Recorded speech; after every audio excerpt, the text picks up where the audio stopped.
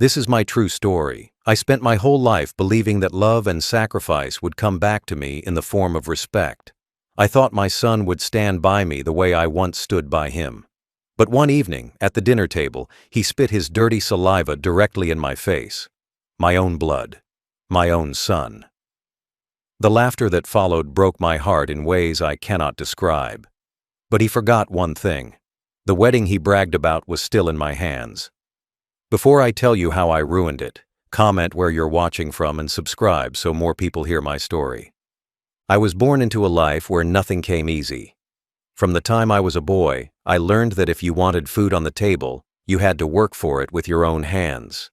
There were no shortcuts, no easy paths, no gifts falling from the sky. I carried this lesson with me into adulthood, and every single day of my life was spent working to make sure my son never felt the same hunger I once felt. Never slept under a leaking roof. Never wondered if tomorrow would bring bread or empty plates. I wanted him to have what I never had, and I sacrificed everything for that dream. When he was small, I carried him on my back while walking to work because I could not afford a babysitter. My sweat-stained shirts were soaked not just from labor, but from the weight of him resting on my shoulders, dreaming the easy dreams of a child while I dreamed of a better future for him. I skipped meals so he could eat. I patched my shoes with scraps of leather so he could wear new ones to school. Every dime I saved went not into my pockets, but into his future. I believed that my role as a father was to carry the burden so my son could walk free of it. And for years, I carried it gladly. I worked double shifts at factories. I worked weekends in warehouses. I even worked nights driving trucks when my body begged for rest. I endured storms, frost, and blazing sun. My hands cracked, my back bent, my hair grayed earlier than it should have. But all of that never mattered to me. What mattered was seeing my son smile with a full stomach, seeing him walk to school in clothes that made him feel no different than any other child, seeing him grow without shame or want. I wanted him to know joy, even if I lived in exhaustion. That was the sacrifice I made. When he grew older, his dreams became bigger, and so did the bills. But I never complained. I paid for his private schooling when public school would have been enough. I took loans I could not afford so he could attend a college he wanted, because I believed education was the shield that would keep him from suffering like I once did. I worked overtime to cover his debts when he wasted money on foolish things. I even bought him a car when he said he needed one to feel like the others. That car came from my savings, the very savings I had set aside for my old age. I gave it up willingly because I thought a father's duty was to give everything. And when he announced his wedding, I did not hesitate. I reached into my account, pulled out what I had, and handed it over for the deposit on the venue, the catering, the flowers, the photographer. I did not stop to think about myself, not once. I thought only of him, of his happiness, of how proud I would feel watching him start his own family. I believed deep in my heart that this was the day all my sacrifices were leading to. The day when my son would stand tall, look at me with pride, and say, "Thank you, Father. You gave me everything." Every late-night shift, every aching bone, every scar on my hands, I carried all of it for this moment, for him, for his future. I dreamed that on his wedding day, he would honor me, that I would sit in the front row, smiling, watching him walk into the next chapter of his life. I imagined that when people asked him, "Who gave you this start? Who built this life for you?" he would point to me and say, "My father." That was my dream. That was my hope. That was what kept me alive during the hardest years. But I was wrong. For all the decades of sacrifice, for all the nights of hunger, for all the money I poured into him, I thought my old age would be rewarded with care, with gratitude, with dignity. Instead, I received scorn, mockery, and spit. My son looked at me not as the man who gave him everything, but as a burden, as someone to laugh at, as someone to humiliate. And in that moment, sitting at the dinner table with spit running down my cheek, I realized that my sacrifice had been taken for granted. I had given him comfort, but in return, he had given me cruelty. Still, before that dinner, I carried one final belief in my heart. That love, even buried under years of arrogance, could return. That respect, even drowned in pride, could rise again. That all the sacrifices I made were not wasted. I still held on to the hope that the son I raised with my own blood and sweat would see me for who I truly was, a father who gave him everything. But his actions proved otherwise, and the pain of that truth cut deeper than any hardship I had endured in my life. At first, the changes came quietly, like shadows creeping into a room at dusk. My son was not always cruel.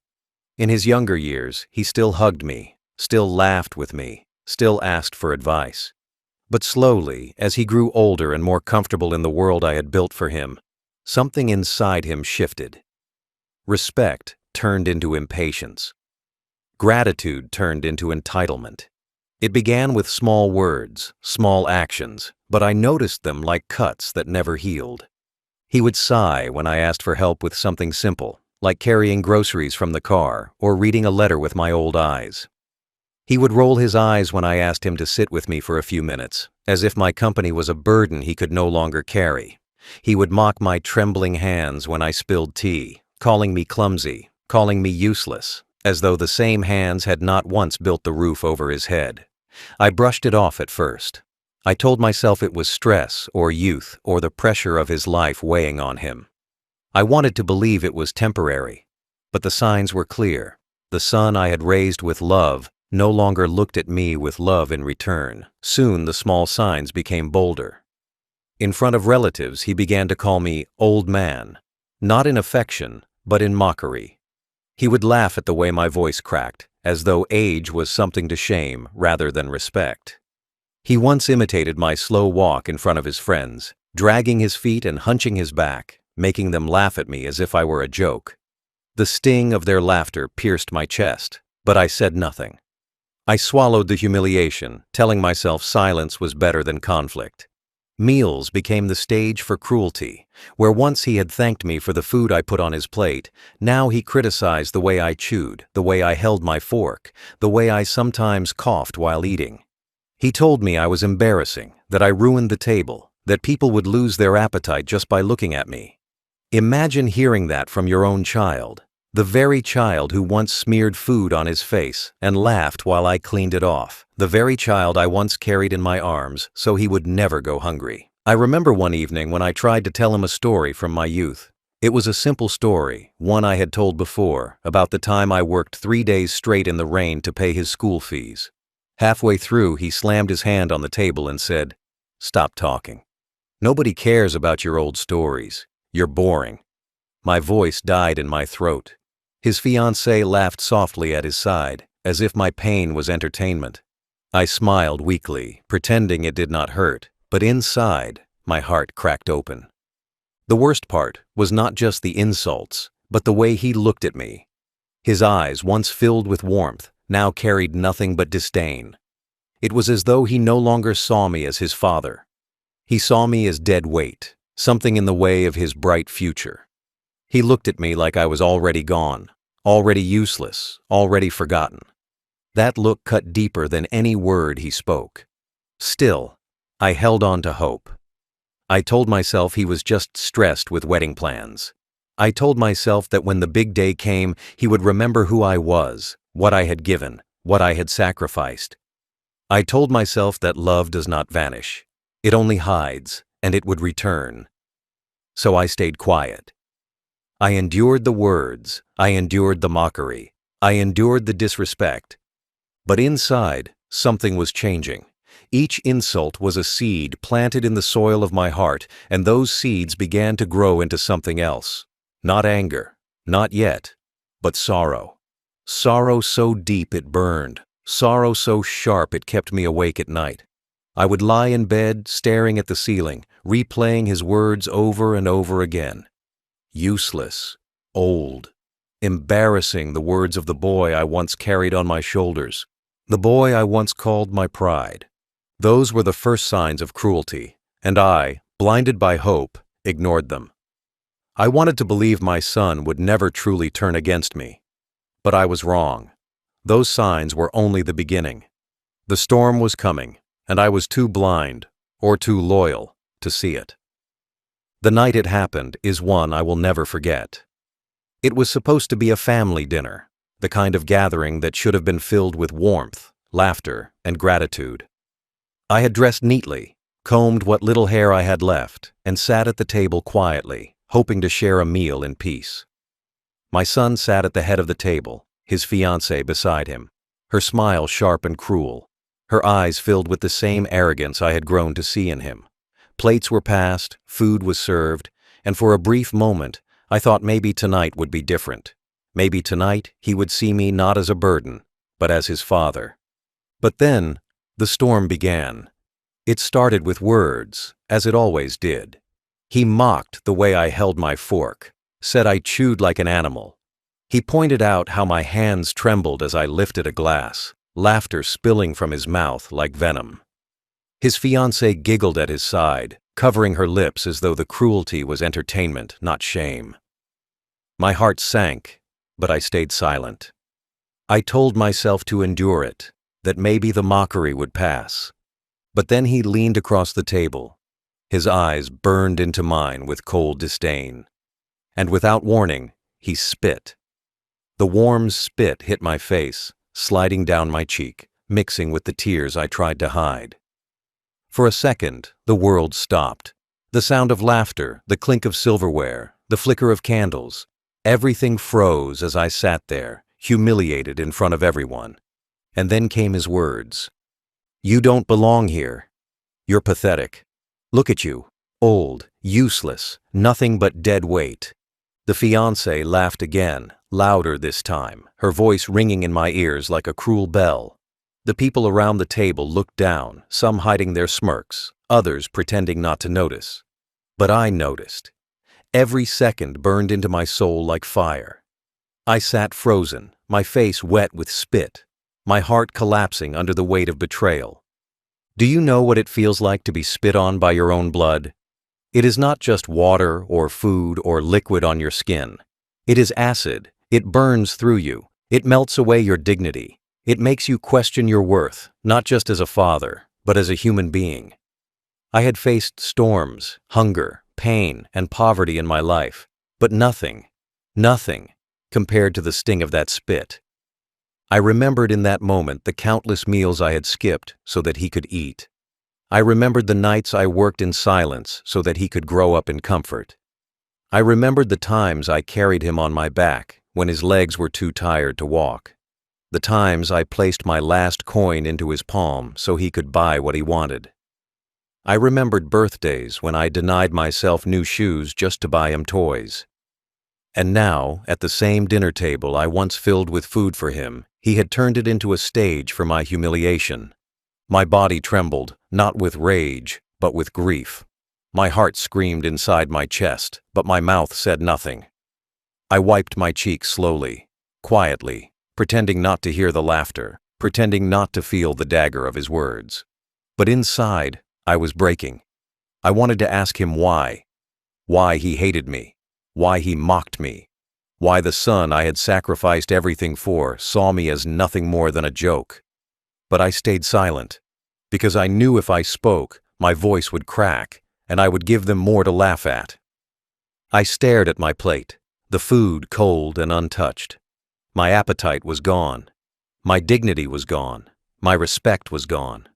All that was left was silence, and silence became my shield. I told myself I would not give them the pleasure of seeing me shatter in front of them. I swallowed the pain, held my tears, and sat in that chair as though I were made of stone. But deep inside, a fire began to burn. That spit, that laugh, those words, they were not just insults. They were the spark that lit the fire of revenge. My son thought he had broken me. He thought he had stripped me of dignity, of power, of worth. But what he forgot was that everything he boasted about, the wedding, the venue, the future he bragged about in front of everyone, all of it still rested in my hands. That night, in front of the people he wanted to impress, he spit on me. But one day soon, in front of the same people, I would make sure he tasted humiliation worse than mine. That was the cruel act. The act that ended any hope of reconciliation. The act that carved humiliation into my skin. The act that turned a father's sorrow into a father's resolve. I sat there, frozen in my chair, as if time itself had stopped. The spit slid slowly down my cheek, warm at first, then cold as it dried into my skin. I didn't lift my napkin. I didn't move my hands. I didn't even look up. I simply sat there, staring at my plate, pretending to be invisible, while inside my chest my heart cracked into pieces. The dinner table, once a place of family, once a place of celebration, had turned into a battlefield where my dignity was executed in silence. Around me, the clatter of forks and knives carried on, as though nothing had happened. His fiancée whispered something into his ear, and they laughed together as if I were not even there. I heard relatives clear their throats, shifting in their seats, pretending they hadn't seen the act, pretending they hadn't heard the words. Cowards, every one of them. They sat in silence, and their silence spoke louder than his insults. To them, I wasn't a father, I wasn't a man, I wasn't even human. I was simply an old body at the table, something to mock, something to spit on, something to forget. My eyes burned, but I did not let the tears fall. Not in front of them. I clenched my jaw so tightly that my teeth ached, forcing the grief to stay trapped inside me. I thought of every meal I had skipped so my son could eat meat while I ate bread. I thought of every hour I had worked in fields, in factories, in warehouses, so that he could sit at a table without worry. I thought of nights when I came home drenched in sweat and still cooked food so he wouldn't go hungry. And now, after all of that, I sat at the same table, humiliated, with spit dripping down my cheek while others looked on. Every second was an echo of betrayal. The flickering candlelight reflected in the glass reminded me of birthdays I had once lit candles for him. Cakes I could barely afford, but I bought anyway because I wanted him to smile. I remembered how his little hands once clapped when I sang for him, how his eyes once lit up when I gave him gifts. And now, those same hands that once reached for me had pointed at me with scorn. Those same eyes now burned with arrogance. Those same lips that once called me father had spit in my face. Humiliation has a way of killing the spirit. It does not pierce the skin like a knife. It pierces deeper. It settles into the soul, and it whispers that you are nothing, that you have no value, that your sacrifices were wasted. I sat there, letting that poison sink in, feeling smaller and smaller with every heartbeat. But beneath the humiliation, something else stirred. A quiet rage, not the kind that makes you shout, not the kind that makes you slam your fists on the table. This was a rage that made me sit still. This was a rage that made me silent. This was a rage that told me to wait. The faucet in the kitchen dripped in the distance, each drop echoing like mockery. Tick, tick, tick. Each drop reminded me of the hours I had lost to his insults, the years I had given to his comfort, the decades I had sacrificed for his happiness. Each drop was a reminder that time was passing, and I could no longer waste mine, sitting in chains of humiliation. I looked around the table one last time. No one met my eyes. Not one person defended me. My son leaned back in his chair, smiling with pride, believing he had crushed me.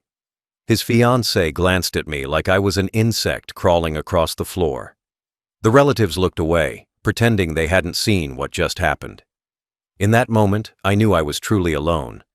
But what my son didn't know, what none of them knew, was that humiliation does not always break a man. Sometimes it builds him. Sometimes it hardens him into something stronger. That night, as I sat in silence, I was no longer the weak old man they thought I was. I was something else. I was the owner of the wedding contracts. I was the man who held the power behind the very event they were celebrating. They spit on me thinking I was powerless, but in truth, they spit on the very man who controlled their future. So I stayed silent. I let them laugh. I let them mock me. I let them think they had won. But inside, I made a promise. A promise that the day he thought would be his triumph would become his destruction. That the people who laughed at me that night would one day laugh at him. that my humiliation would be repaid with his humiliation, greater, louder, and permanent.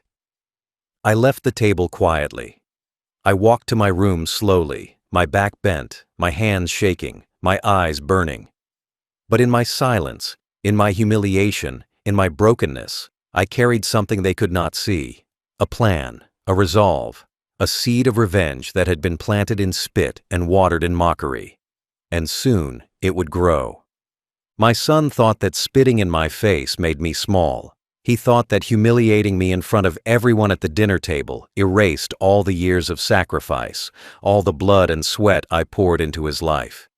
He believed that because I was old, frail, and silent, I was powerless. But he forgot one truth. Everything he had built his pride on still belonged to me. The house he lived in, the accounts he bragged about, the wedding he was preparing for. All of it rested on my shoulders, not his. The power he thought was his had never left my hands. The wedding he mocked me over was not truly his wedding. Every deposit, every contract, every agreement with the venue, the catering, the music, the flowers, they all carried my name. My money had paid for it. My signature had sealed the contracts. My trust had built it. Without me, there was no ceremony, no celebration, no dream day for him and his fiancée.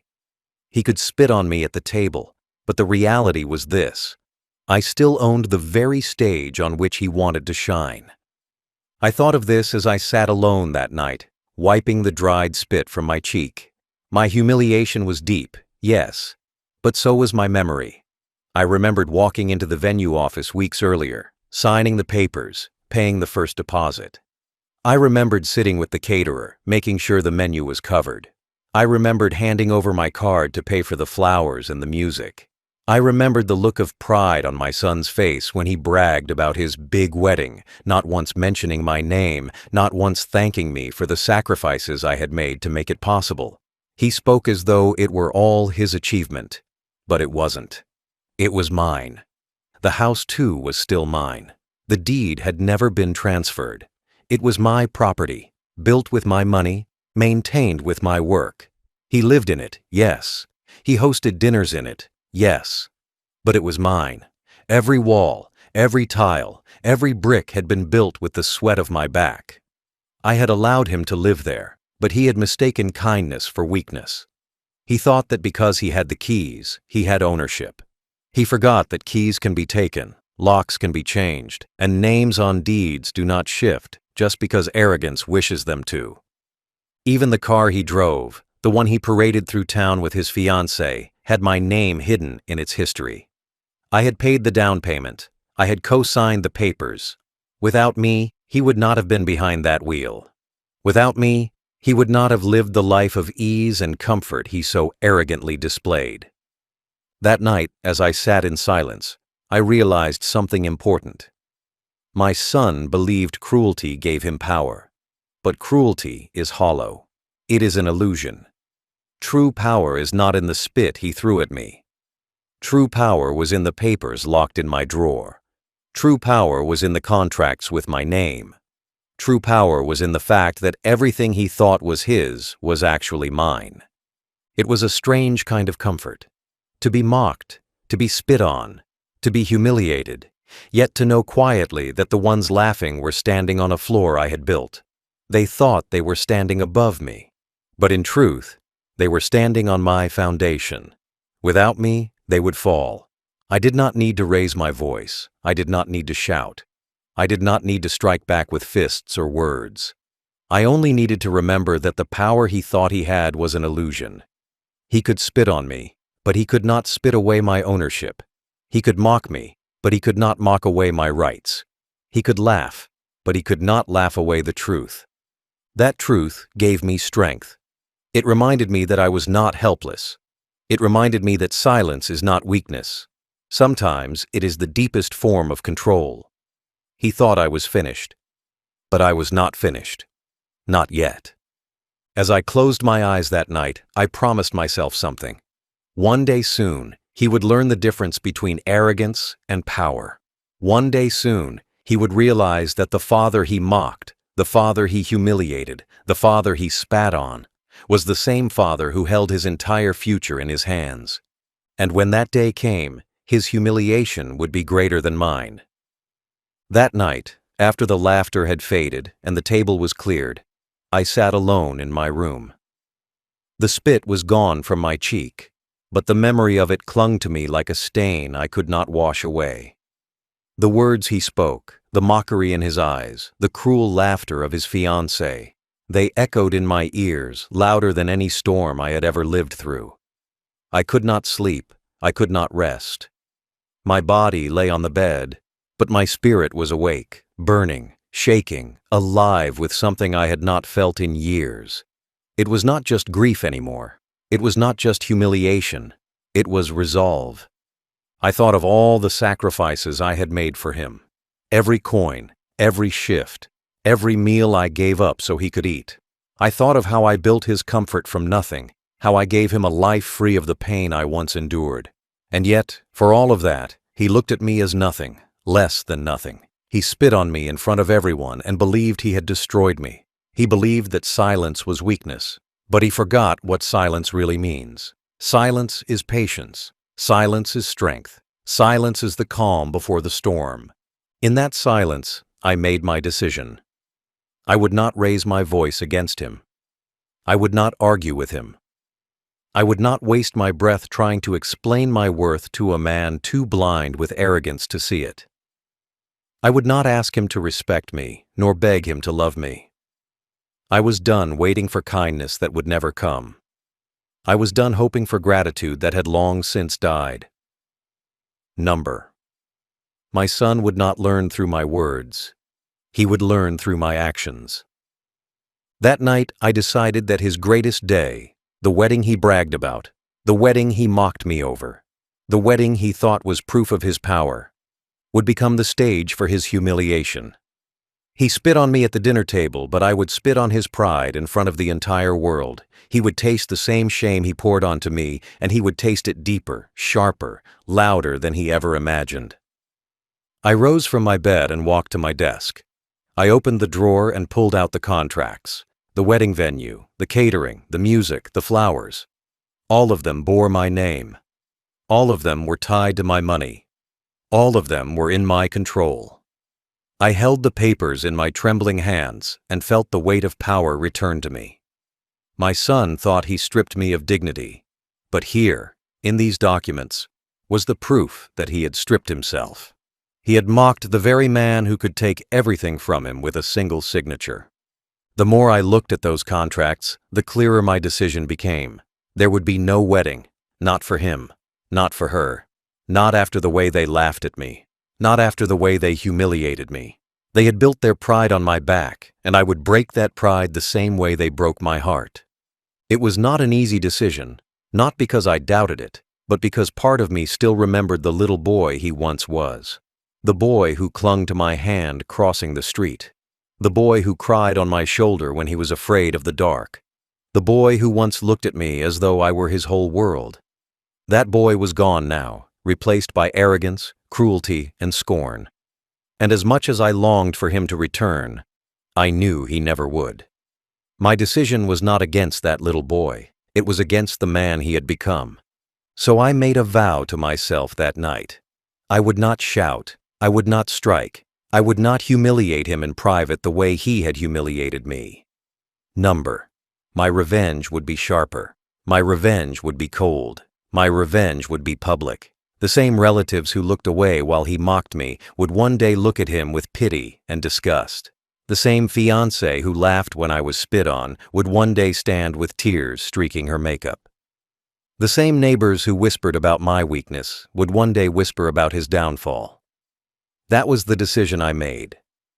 I folded the contracts carefully and placed them back in the drawer. My hands no longer trembled from humiliation, but from strength. My heart no longer ached with sorrow, but with resolve. My son believed I had no power left, but he was wrong. I had power, and soon he would learn just how much. That night, alone in my room, I whispered to myself, "He took my dignity at the dinner table. I will take his pride at the altar. And with that, the decision was made. The next morning I woke early. My face still felt the sting of that spit. My hands still shook, but my mind was steady. I had made my choice the night before. Now it was time to act. I dressed slowly and packed the folder with the contracts into my coat. I walked out the door without telling anyone. I did not look back. The air outside felt cleaner than it had in a long time. I took a bus into town and walked to the venue office. The man at the desk recognized me. He had met me when I paid the deposit. He smiled politely, but when I put the papers on his desk, his smile faded. I told him in plain words I wanted to cancel the event. He asked why. I said nothing long, only that the contract was mine to cancel. He checked the files, looked at the signatures, and then nodded. He said the law would be followed. I handed over a copy of my ID and signed the cancellation forms. I watched him stamp the papers and felt the tight knot in my chest loosen. One by one, I made calls. The caterer answered first. I told them to stop the menu, the delivery, the chef, and the staff. I paid any fees the law required and signed their release. I called the florist and asked them to hold back the flowers. I called the band and told them not to set up. Each call felt like a small step out of a dark place. My son did not know any of it yet. He still believed the wedding was on. He still believed he would walk into a room full of friends and family who would applaud him. He still believed I was nothing. I kept my voice calm. I did not shout. I did not cry. I did not plead. I spoke facts, names, contract numbers, dates. My voice had a legal edge now. The people on the other end of the line listened and then acted. They could not argue with the papers I had signed. After the venue, the caterer, the flowers, and the music were handled, I turned to the photographer. I called the ring bearer's coordinator and the cake maker. I canceled the hotel blocks and the shuttle buses. I sent an email to the wedding planner asking them to confirm cancellation in writing. I asked for receipts and proof that the event was no longer booked. I asked the lawyer to write a short letter confirming the sale and the fact that the funds had been moved. I kept a copy of every paper. I kept a record of every call. I felt no joy in those steps. I felt only a heavy, clear work to do. It was the work of a man who had been pushed too far. While I moved through the day, I thought of the boy he had been, the small hands I had held, the nights I had stayed up so he could sleep with full belly. The memory tightened something in my chest, but it did not stop me. I thought of the long years of emptiness after my wife died, the nights I kept the house warm so he could come home. Those memories gave me the right to act. I went to the bank next. I confirmed the money that paid the deposits was moved out into a secure legal account that only I could touch. I made sure no one could reverse the transfers without my permission.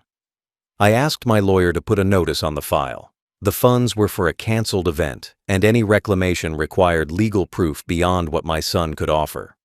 I did not want him to find a way to buy the day back. I wanted him to open that door and find nothing. The lawyer told me to be ready for a fight, but he also said the law stood with the contract holder if the contract had been paid under the signer's name and authority. I felt the weight of the law now, solid under my feet. Then I called a neighbor to come to the venue as a witness once the doors were locked. I asked another family friend, someone who had seen my years of work, to be ready to confirm in person if needed. I wanted the truth known, not just in paper, but in the town's voice. I arranged for a small notice to be posted on the venue's board. Event canceled by contract holder. It was short, plain, and final. I wanted the message to be simple for all the guests who would arrive. I wanted their confusion to turn into understanding. I wanted the truth to be public. By late afternoon, the venue manager called me. He had begun to tell staff, and word would soon spread. I felt that cold knot in my chest tighten again, but this time it was not fear. It was the feeling of the plan moving as it should. I had thought long about the money and the law and the right way to do this. I had no wish to harm anyone physically. I wanted only to remove the stage from a man who had performed cruelty on me. When the last call was made and the last paper signed, I sat down on a bench outside the office. I put my head in my hands for a long time. My hands shook less now. I felt the tired pull of old age in my bones, but beneath it, I felt something new. A slow peace that comes when a hard choice is done. I did not hope for anger or glee. I hoped only that my son would see the results of his actions and think. I thought he would learn humility. I thought perhaps this would change him, or perhaps it would only break him. I did not know which was kinder. The sun hit my face, and I stood up. I walked away from the venue and toward my lawyer's office. I gave him instructions to send certified notices to the guest list and to the fiancé's family. I asked him to hold copies of everything in case the town needed proof. Then I asked the lawyer to prepare a small statement I could give to relatives who would call. I wanted no lies, no excuses, only the truth. By evening, the notices were sent. I walked home slow, each step a little lighter. I did not celebrate what I had done. I only felt the cool steadiness of a man who had taken back his life. I had not raised my voice. I had not acted like a child. I had used the law, the paper, and my right to act. I had taken away the parade of false pride he had built on my back. In the quiet that night, I set the folder on my table and sat with a cup of tea. My hands were calm now. The planning, the calls, the signatures, they were finished. Tomorrow, the doors would be locked. Tomorrow, he would find the stage empty. Tomorrow, the town would talk. I did not know if he would beg or curse or finally understand. I only knew that I had done what I believed was right. I had taken my power back in the only way left to me. I had executed the plan with no shout and no show, only paper, proof, and the steady hand of a man who had been pushed too far. The day that was supposed to be filled with joy, music, and blessings arrived, but instead it unfolded into one of the most humiliating spectacles my son would ever endure. Guests in suits and shining dresses began to arrive, stepping out of cars with wrapped gifts and smiles, expecting to be guided inside to a decorated hall filled with light and promise. But the doors remained locked, the lights inside were cold, and the staff never showed because I had already canceled every detail with my own hands. One by one, the guests stood in confusion, whispering to one another, wondering why the venue was silent when music was supposed to echo through the air. My son stood there in his suit, red in the face, his bride beside him, makeup painted carefully but already beginning to crack as stress took over. They knocked on the door, called the managers, begged for answers, but no one came. Every phone call ended with the same reply. The booking was canceled. There is no event here today. Panic spread like fire among the wedding party. The bride's family began to murmur angrily, demanding explanations. The groom's friends sneered, whispering about irresponsibility, about shame. My son's voice grew louder, desperate, shouting into the air that this was a mistake, that someone had sabotaged him. But deep inside he knew the truth. That the father he spit on was the same father who still controlled every contract. The humiliation I felt at that dinner table now returned to him tenfold in front of an entire crowd. His fiancée's dress became stained with tears as she stood outside with her family watching everything crumble.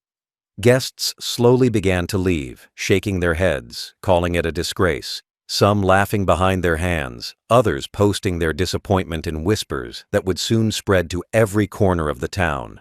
The wedding that was supposed to crown him with pride had instead stripped him naked in shame. He stood powerless, red-faced, humiliated, surrounded by stares and whispers, realizing that his cruelty had cost him everything.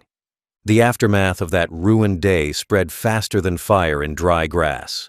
Word traveled across the neighborhood, through relatives, friends, and even strangers who had only heard whispers. My son, once arrogant and proud, was now the center of every mocking conversation. People no longer spoke of his future, his wedding, or his supposed success. They spoke only of his downfall. Relatives who once respected him now avoided him, whispering that he had turned his back on his own father, and this was the punishment he earned. Neighbors looked at him with pity or disgust, shaking their heads each time they saw him, whispering about the wedding that never happened, about the bride who walked away in tears, about the shame that could never be erased. Even his fiancée's family, once eager to join hands, cut all ties instantly, calling him reckless, selfish, and unworthy of trust. His bride, once decorated in lace and flowers, abandoned him at the very steps of the locked venue, taking her family's honor and reputation with her. In a single day, his arrogance collapsed into humiliation, and his pride shattered beyond repair. The boy who once spat on his father in front of an entire table now had the entire town spitting his name with mockery. He tried to blame the venue, tried to invent excuses, but everyone knew the truth. They knew I had been the one to fund the wedding, the one to hold the contracts, the one to decide whether those doors opened or stayed closed. His shame was not private. It was not quiet. It was public, loud, unforgettable. His cruelty toward me had been whispered in shadows, but my revenge screamed in daylight for everyone to hear. The wedding invitations that once promised joy had become reminders of failure. Every friend who had RSVP'd now carried home a story of disgrace. And my son, once full of arrogance, was left standing in the rubble of a wedding that never came to be, humiliated in front of the same world he thought he could impress.